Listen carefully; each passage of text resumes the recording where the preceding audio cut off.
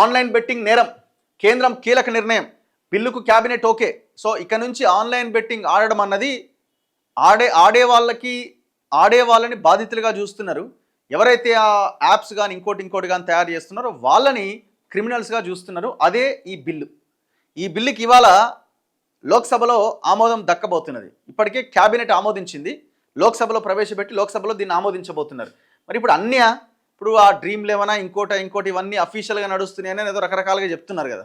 మరి వాటికి మినహాయింప?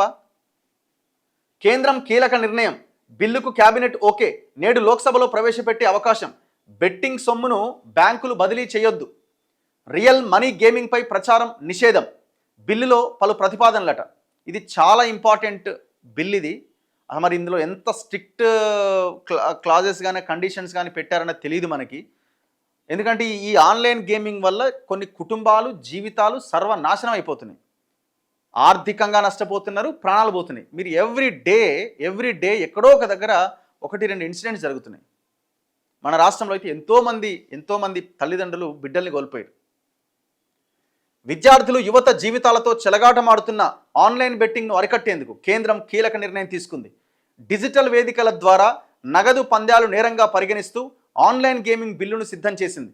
ప్రధాని మోదీ నేతృత్వంలో మంగళవారం జరిగిన మంత్రివర్గ సమావేశంలో ఈ బిల్లుకు ఆమోదముద్ర పడింది. బుధవారం లోక్సభలో ప్రవేశపెట్టవచ్చని సమాచారం.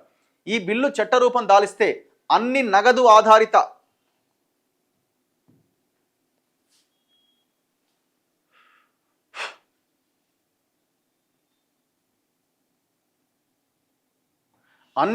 ఆధారిత లావాదేవీలపైన నిషేధం అమల్లోకి వస్తుందట. చట్టాన్ని ఉల్లంఘించే వారికి 7 సంవత్సరాల వరకు జైలు శిక్ష విధించే అవకాశం ఉందట. నిషేధిత బెట్టింగ్ యాప్ల తరపున ఎవరైనా ప్రచారం చేస్తే జరిమానా విధించేందుకు కూడా ఈ బిల్లు వీలు కల్పిస్తుంది. అంతేకాకుండా ఇవి ఓన్లీ నిషేధిత బెట్టింగ్ యాప్లు అనమాట. నిషేధిత బెట్టింగ్ యాప్లే ఇవి. కొన్ని అఫీషియల్గా ప్రభుత్వం పర్మిషన్స్ ఇచ్చి నడిపే అవి కొన్ని ఉన్నాయి. మళ్ళీ అట్లా వాటికి ఇది వర్తించదు అన్నట్టే కదా. అంతేకాకుండా రియల్ మనీ ఆన్లైన్ గేమ్స్కు సంబంధించిన సొమ్మును బ్యాంకులు ఇతర ఆర్థిక సంస్థలు బదిలీ చేయకూడదన్న నిబంధనను ఈ బిల్లులో పొందుపరిచారు. దీని ప్రకారం రియల్ మనీ ఆన్లైన్ గేమింగ్ పై ప్రచారం చేయడం పూర్తిగా నిషిద్ధం. నమోదు కాని గేమింగ్ ప్లాట్ఫామ్లపైన కఠిన చర్యలు ప్రతిపాదించారు. గతంలోనే ఆన్లైన్ గేమింగ్ పై దృష్టి పెట్టిన కేంద్రం 2023 అక్టోబర్లోనే ఆ ప్లాట్ఫామ్లపైన 28% జీఎస్టీ విధించింది.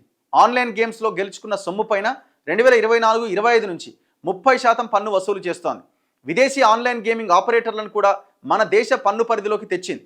2022 నుంచి ఇప్పటి వరకు 1400కు పైగా బెట్టింగ్ వెబ్సైట్లని ప్లాట్ఫామ్లను స్తంభింపచేసింది, అంటే క్లోజ్ చేసింది. పిల్లల్లో ఆన్లైన్ గేమింగ్ ఒక వ్యసనంగా మారి వారి జీవితాలను ప్రమాదంలో పడేస్తున్న నేపథ్యంలో కేంద్ర విద్యాశాఖ ఇప్పటికే తల్లిదండ్రులను అప్రమత్తం చేస్తూ మార్గదర్శకాలు జారీ చేసింది. బెట్టింగ్ గ్యాంబ్లింగ్ నియంత్రణ రాష్ట్రాల జాబితాలో ఉన్నది.